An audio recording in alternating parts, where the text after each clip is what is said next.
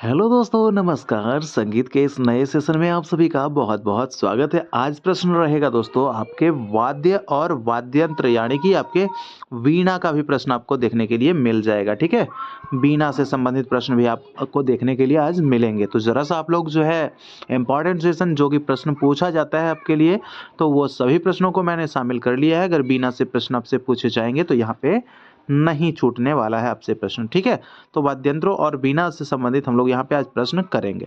चलिए हम शुरू करते हैं अपने सेशन को, लेकिन दोस्तों उससे पहले आपसे खास छोटी-सी एक रिक्वेस्ट है कि अगर आप चैनल पे नए हैं या फिर अगर आप पुराने हैं तो सब्सक्राइब नहीं किए दोस्तों, तो सब्सक्राइब करके नोटिफ़िकेशन को ऑल पे सेट कर लीजिएगा, ठीक है? तो चलिए हम शुरू करते हैं। पहला हमारा प्रश्न है दोस्त, यहाँ पे क्या पूछ रहा है कि द्रुत लय के गत की संगति किस ताल के साथ की जाती है? देखिए, द्रुत लय की गत की संगति यानी कि द्रुत लय में कौन-सी गत होती है? भई गत के कितने प्रकार तो जानते हैं कि गत के 2 प्रकार होता है। कौन-कौन सा है? एक आपका मसीत खानी गत, ठीक है? मसीत खानी और दूसरा आपका क्या होता है? रज़ा खानी, ठीक है? मसीत खानी और आपका क्या होता है दूसरा? रज़ा खानी। तो आप जानते होंगे कि मसीत खानी गत के आविष्कारक मसीत खां हैं और आपके रज़ा खानी गत के आविष्कारक रज़ा खां हैं, ठीक है? तो ये जो आपका मसीत खानी है, ये इसको क्या कहा जाता है? विलंबित गत, ठीक है? विलंबित गत। और ये आपका रज़ा खानी को क्या कहा जाता है? द्रुत गत, ठीक है? आप समझ पाए? तो ये आपका द्रुत गत जो है यानी कि पूछ रहा है किसके बारे में? द्रुत गत यानी कि रज़ा खानी गत के बारे में पूछ रहा है, ठीक है? समझ गया ना इतना? चलिए अब आ जाते हैं। तो द्रुत लय के गत की संगति किस ताल के साथ की जाती है? यानी कि आपसे प्रश्न है रज़ा खानी गत की संगति किस ताल के साथ होती है, ठीक है? तो देखिए इसका जो जवाब हो जाएगा तो ये इसका जवाब क्या हो जाएगा? तो रज़ा खानी गत हो जाएगा आपका 3 ताल, ठीक है? जवाब हो जाएगा ऑप्शन नंबर सी और 3 ताल में मात्रा कितने? मात्रा इसमें हो जाते हैं आपके 16 मात्रा, ठीक है? याद हो गए? चलिए, अब देख लेते हैं दूसरा नंबर प्रश्न हमारा क्या होता है कि वाद्य शब्द किस भाषा का शब्द है? देखिए वाद्य जो है वो किस भाषा का शब्द है? तो वाद्य अगर भाषाओं की अगर हम बात कर लेंगे तो ये भाषा हमारा वाद्य हिंदी, फारसी नहीं होगा। ये जो है आपके संस्कृत का शब्द है, ठीक है? वाद्य कैसा शब्द है? तो संस्कृत का शब्द है, याद रखना है। चलिए आगे देख लेते हैं। अगला प्रश्न हमारा क्या है? वैदिक काल में तंतु वाद्य के लिए किस शब्द का प्रयोग किया जाता है? जैसा कि आप लोग जानते हैं कि वैदिक काल जो हमारा था, उस समय केवल केवल क्या कहते हैं कि वीणा वाद्य का ही प्रचलन माना जाता था और वीणा वाद्य का उल्लेख उस समय के वाद्यों ग्रंथों में मिलता है। तो ये आपका जो है पूछ रहा है कि वैदिक काल में तंतु वाद्य, तो जो तंतु वाद्य होते थे जिसमें तार लगे हुए थे, तो उसको सितार का प्रचलन नहीं था उस टाइम में, आपका तानपुरा भी नहीं था, लेकिन ये वीणा का माना जाता है। चलिए आगे बताते हैं, ठीक है? तो वैदिक काल में तंतु वाद्य के लिए वीणा शब्द का प्रयोग किया गया था। आगे देखिए अगला प्रश्न हमारा क्या है?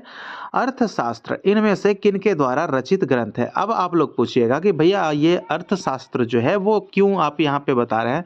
क्योंकि ये इसलिए बता रहे हैं कि इसमें भी जो है वीणा का वर्णन किया गया है, इसीलिए आपको यहाँ पे बताना है। तो इसका जो अर्थशास्त्र के जो लेखक हो जाते हैं आपके चाणक्य कह लें, कौटिल्य कह लें या विष्णुगुप्त कह लें, ये भाई तीनों के तीनों एक ही व्यक्ति हैं और एक ही व्यक्ति का नाम है। जैसे कि आपको बताए थे हम, भातखंडे जी हैं, इनको क्या कहा जाता है? विष्णु शर्मा भी कहा जाता है, ठीक है? विष्णु शर्मा भी कहा जाता है और चतुर पंडित भी कहा जाता है। तो ये चीज़ तो है, तो जैसे एक ही प्रकार के जो थे यानी भातखंडे, विष्णु शर्मा और चतुर पंडित एक ही व्यक्ति थे, उसी तरह से चाणक्य, कौटिल्य और विष्णुगुप्त एक ही व्यक्ति थे, ठीक है? तो अर्थशास्त्र के लेखक जो है क्या हो जाएगा यहाँ पे? उपर्युक्त में से एक से अधिक यानी कि सभी हो जाएंगे ना, ठीक है? समझ पाए ना मेरी बात को? चलिए, अब देख लेते हैं आगे जो है हमारा 5वां नंबर प्रश्न, निम्नलिखित में से कौन पतंजलि द्वारा रचित ग्रंथ है? बस सेम सिचुएशन इसमें भी लागू है मेरे दोस्त कि इसमें भी आपके वीणा का वर्णन मिलता है, इसीलिए आपको इसके जो है ग्रंथकार हैं उनके बारे में बताना ज़रूरी हो जाता है, ठीक है? तो इनमें से कौन पतंजलि द्वारा, तो पतंजलि जो थे उनके द्वारा कौन-सा ग्रंथ लिखा गया है? तो देखिए इनके द्वारा अगर ग्रंथों की हम बात करेंगे तो महाभाष्य लिखा गया है, ठीक है? भरतभाष्य किनकी ग्रंथ है? तो भाई नान्यदेव की है, ठीक है? भरतभाष्य नान्यदेव की ग्रंथ है। संगीत दर्पण पंडित दामोदर की ग्रंथ है, ठीक है? दामोदर की ग्रंथ है। तो ये चीजें जो है आपको याद होनी चाहिए। आगे देख लेते हैं अगला प्रश्न हमारा 6ठा नंबर प्रश्न है, वासव दत्ता ग्रंथ किनके द्वारा लिखा गया है? ग्रंथ का नाम क्या है भाई? वासव दत्ता। ये किनके द्वारा लिखा गया है? तो देखिए आप लोग देखिएगा यहाँ पे क्या है, ऑप्शन नंबर सी में दिख रहा है सुबंधु। ठीक है, ये सुबंधु जो है यही वासव दत्ता ग्रंथ के रचनाकार हैं। देखिए यहाँ पे देखिएगा सिंह भोपाल और कल्लीनाथ।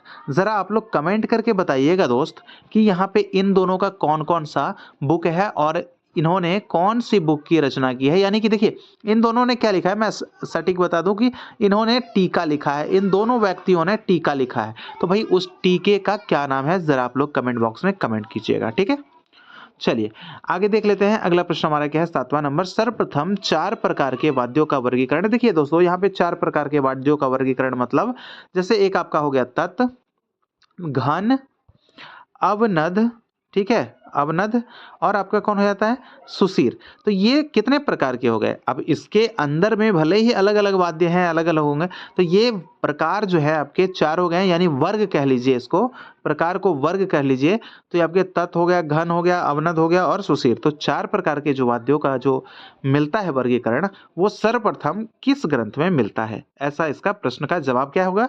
तो ये प्रश्न का जवाब हो जाएगा आपका ऑप्शन नंबर सी, नाट्यशास्त्र। क्योंकि ये किसके द्वारा, भरत के द्वारा लिखा गया है, बृहदेशी मतंग के द्वारा लिखा गया है। 8वीं सदी का पुस्तक माना जाता है बृहदेशी, और संगीत रत्नाकर 13वीं सदी का, जो कि सारंगदेव के द्वारा लिखा गया है। ठीक है, तो सर्वप्रथम 4 प्रकार के जो बताए हैं भरत ने, वो किसमें, नाट्यशास्त्र में बताए हैं। अब आइए आगे हम कुछ आपको बताने वाले हैं।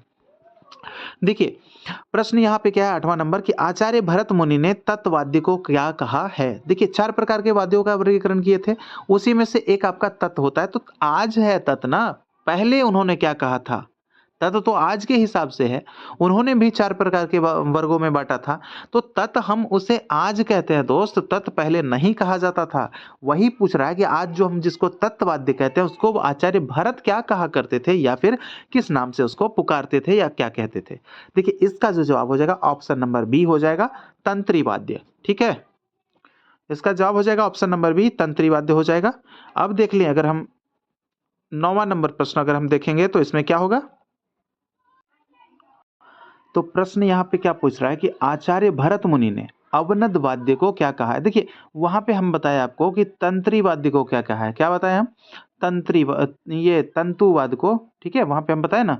तो उसके बाद यहाँ पे प्रश्न है हमारा, क्या पूछ रहा है कि भरत मुनि ने अवनद वाद्य को, तो अवनद वाद्य को पुष्कर वाद्य के नाम से पुकारा है। अवनद वाद्य को क्या कहा है, पुष्कर वाद्य कहा है। ठीक है, और वहां पे क्या कहा था, तंत्री वाद्य, किसको, तंतु वाद्यों को क्या कहा था, तंत्री वाद्य। तो ये चीज आपको याद रखना है।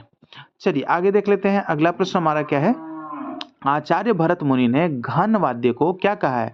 देखिए घन वाद्य को क्या कहा है, उन्होंने घन वाद्य को ताल वाद्य कहा है। क्योंकि घन वाद्य जो है जिसको पीट कर बजाते हैं, यानी कि वो किस काम आता है, ताल देने के काम में आता है, इसलिए उसको क्या कहते हैं, उसको ताल वाद्य कहते हैं। तो घन वाद्य को भरत ने क्या कहा, ताल वाद्य कहा। और अवनद, अवनद को क्या कहा, तो पुष्कर कहा।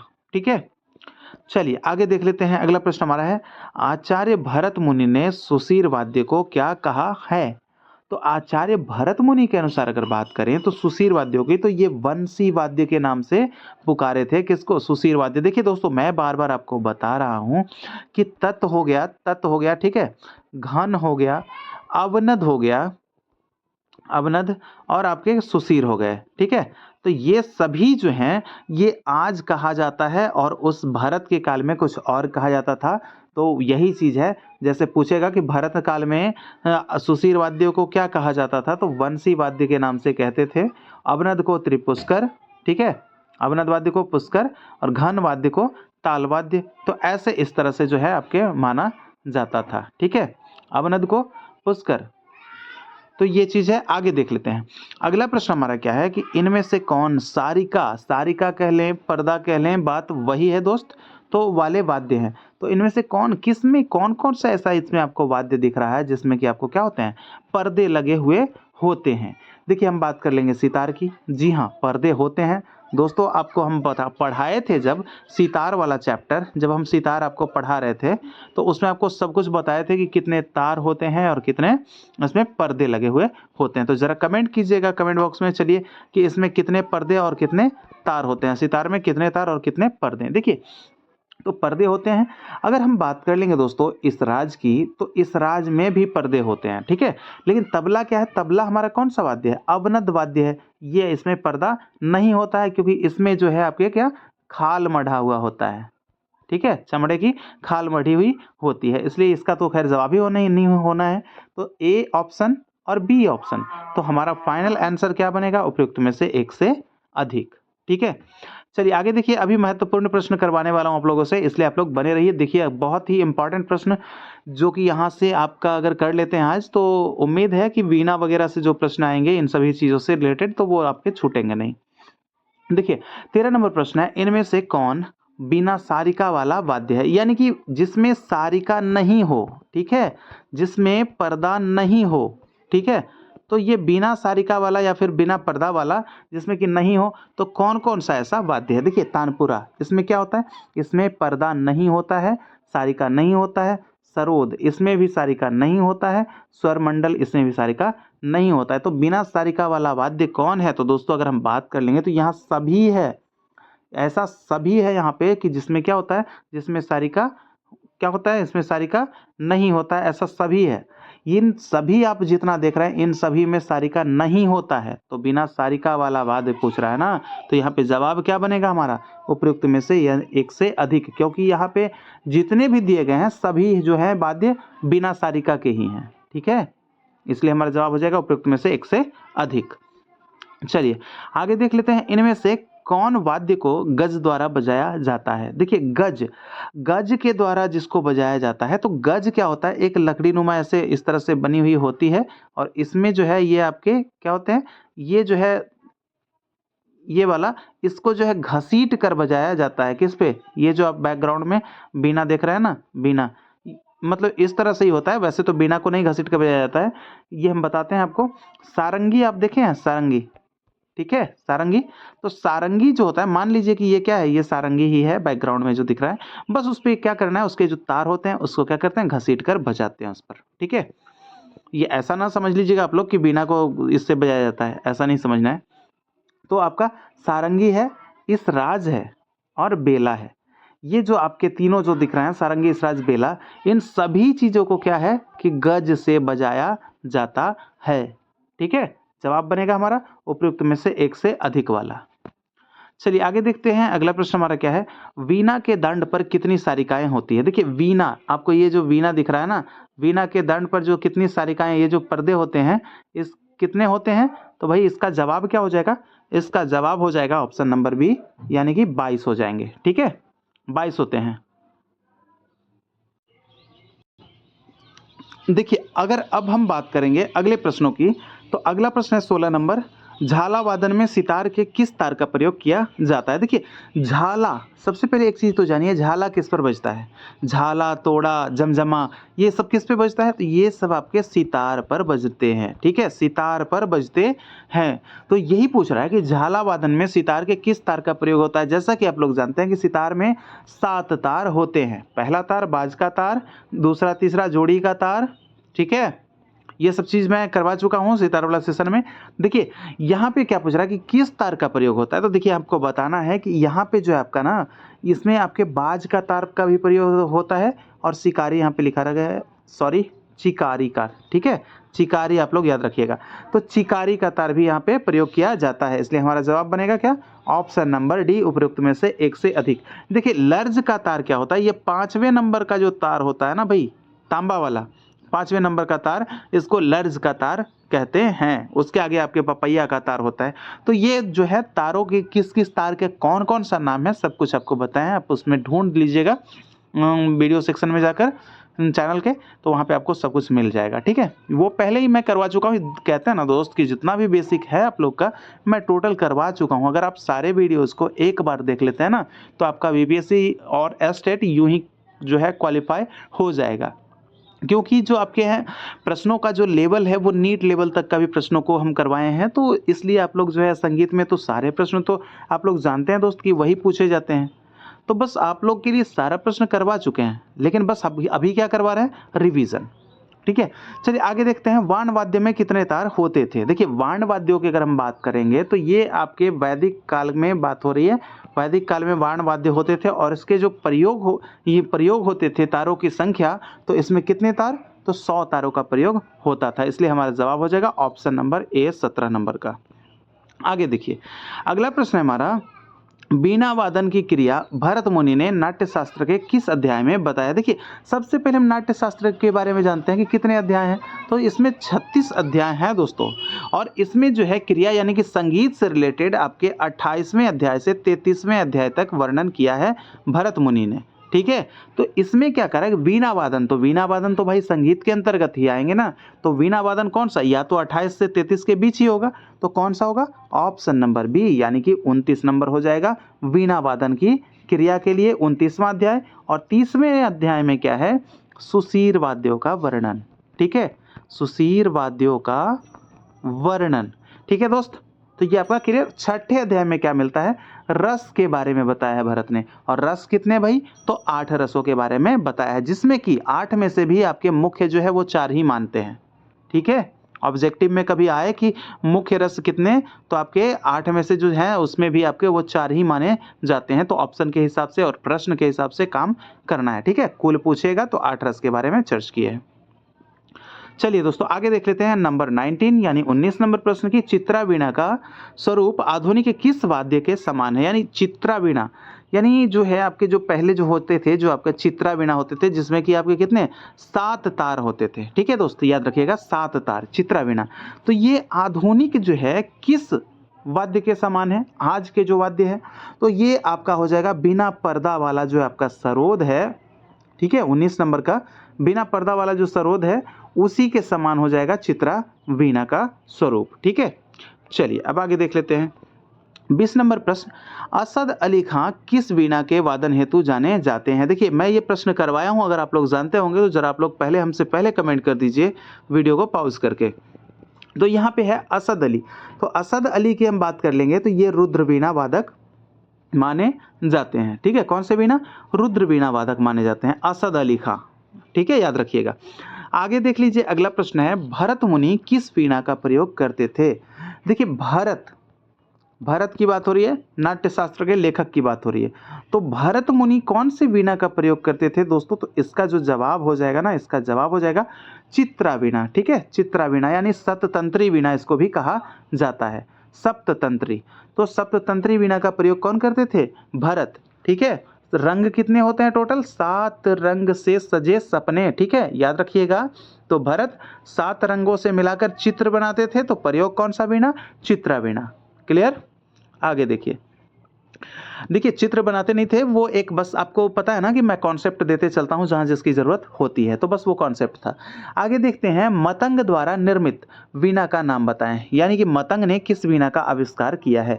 तो मतंग के द्वारा अगर वीणा की अगर हम बात कर लेंगे तो ये किन्नरी वीणा के आविष्कारक माना जाता है, किनको, मतंग मुनि को। ठीक है, मतंग को माना जाता है, जो कि बृहदेशी ग्रंथ में इसके बारे में इन्होंने बताया भी है। चलिए आगे देख लेते हैं, अगला हमारा जो प्रश्न है वो क्या कह रहा है। अगला प्रश्न हमारा है 23 नंबर की, नारद ने किस वीणा का आविष्कार किया है? देखिए नारद की अगर हम बात कर लेंगे तो मतंग का वीणा हम लोग क्या देखें, मतंग किन्नरी वीणा, और नारद ने किस वीणा का आविष्कार किया है? इसका जवाब हो जाएगा ऑप्शन नंबर सी, महती वीणा। ठीक है, नारद महती वीणा का आविष्कार किए थे और ये महती वीणा का आविष्कारक माने जाते हैं। ठीक है, चलिए आगे देखेंगे, अगला प्रश्न है 24 नंबर कि वीणा पर सर्वप्रथम सारिका लगाने का श्रेय किसे दिया जाता है, या फिर सारिका बांधने का श्रेय किसे दिया जाता है? ये जो आपका सारिका था ना, ये इसी को तो बोलते हैं ना, तो ये जो आपके सारिका है इसको बांधने का श्रेय सर्वप्रथम किसे दिया जाता है? तो इसका जवाब हो जाएगा ऑप्शन नंबर सी, मतंग मुनि को। ठीक है, मतंग ही थे वो व्यक्ति जो कि वीणा पर सर्वप्रथम सारिका बांधे थे। आगे देखिए अगला प्रश्न है, सितार किसके मिश्रण से बना हुआ वाद्य माना जाता है? यानी कि सितार जो है किससे मिला हुआ वाद्य माना जाता है, किससे बना है? तो ये आपके ईरानी तंबूरा और बीना से मिलकर सितार का आविष्कार हुआ है, सितार बनाया गया है। और सितार के आविष्कारक अमीर खुसरो, ठीक है, अमीर खुसरो। अमीर खुसरो सितार के आविष्कारक। कैसे बनाए? तो भाई ईरानी तंबूरा और बीना के मिश्रण से बनाए हैं, ठीक है। चलिए आगे देख लेते हैं। 26 नंबर का प्रश्न है कि विचित्र वीणा को अन्य किस नाम से जाना जाता है? देखिए विचित्र, ठीक है, याद रखिएगा विचित्र, पहले उच्चारण कीजिएगा विचित्र, यानी कि भाई विचित्र यानी कि विचित्र है तो क्या हो गया, बट्टा लग गया भाई। क्या करें, अच्छा चित्र नहीं बन गया, बड़ा ही विचित्र दिख रहा है तो क्या हुआ भाई, बट्टे लग गए यार। तो विचित्र वीणा को क्या कहेंगे, विचित्र वीणा को बट्टा वीणा के नाम से जाना जाता है, ठीक है।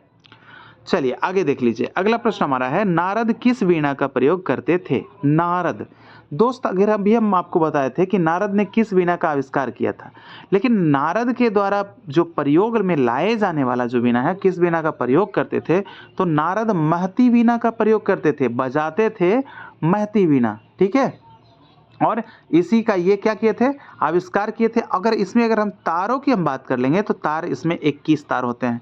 महती वीणा में कितने तार, 21 तारों वाला वाद्य यह माना जाता है, कौन, महती वीणा। और मत्त कोकिला जो है आपकी वीणा है उसमें भी आपके 21 तार माने जाते हैं, ये चीज़ भी आप याद रखिएगा, ठीक है। तो आविष्कार किसका किए, महती वीणा का, और बजाते क्या थे, महती वीणा। आगे देख लीजिए। अगला प्रश्न है 28 नंबर का, चित्रा वीणा को अन्य किस नाम से जाना जाता है? तो चित्रा यानी कि बताए थे ना, चित्रा यानी 7 रंग, चित्रा में कितने हैं, 7, तो सातों तो सप्ततंत्री, ठीक है। जवाब हो जाएगा ऑप्शन नंबर सी, सप्ततंत्री। अगर घोसी की बात करें, घोषिका वीणा, तो इसमें आपके 1 तार होते हैं। नवतंत्री वीणा की में बात करें तो 9 तार होते हैं। जरा सा 9 तार वाली वीणा का एक आप लोग कमेंट बॉक्स में नाम लिखिए कि किस वीणा में 9 तार होते हैं, ठीक है दोस्त। आगे बढ़िए।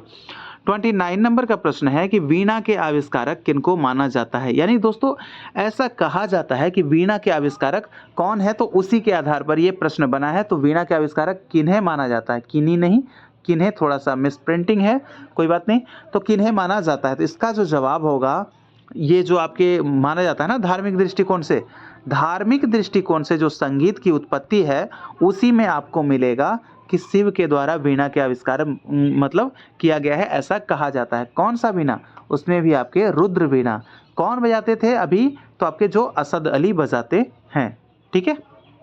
चलिए आगे देख लेते हैं। अगला प्रश्न हमारा 30 नंबर, घोषा वीणा, घोषवती और एक तंत्री, ये तीनों जो है वीणा, इसको किस नाम से जाना जाता है? क्या ब्राह्मणी वीणा, रुद्र वीणा, विपंची वीणा? तो कौन सा वीणा के नाम से इन्हें जाना जाता है? कौन कौन सी वीणा है? घोषा, घोषवती और एक तंत्री। तो दोस्तों मैं बता दूं कि इन सभी वीणा को क्या कहा जाता है? ब्राह्मणी वीणा के नाम से जाना जाता है। इसलिए जवाब हो जाएगा ऑप्शन नंबर ए। इसको क्या कहते हैं? ब्राह्मणी वीणा। घोषा वीणा, घोषवती, एक तंत्री वीणा, इसको क्या कहते हैं? ब्राह्मणी वीणा कहते हैं, ठीक है। तो चलिए दोस्तों, ये थे आज आपके इम्पॉर्टेंट 30 प्रश्न जो कि आपके वाद्यों से रिलेटेड थे। वाद्यों से रिलेटेड दोस्तों अभी और प्रश्न जो कि आपके पूछे जाते हैं, एक भी छोड़ेंगे नहीं, आप लोग सभी के सामने प्रस्तुत कर देंगे। तो इसलिए आप लोग चैनल को सब्सक्राइब करके रखिएगा और नोटिफिकेशन को ऑल पे सेट करके, ताकि सेशन जब भी आए तो सबसे पहले आपके पास पहुंच जाए, ठीक है। तो दोस्तों हम इजाज़त चाहते हैं इस सेशन में। आपसे अगले सेशन में मुलाकात होगी हमारी कुछ खास और नए प्रश्नों के साथ। जब तक के लिए इजाज़त चाहते हैं। जय हिंद, जय भारत।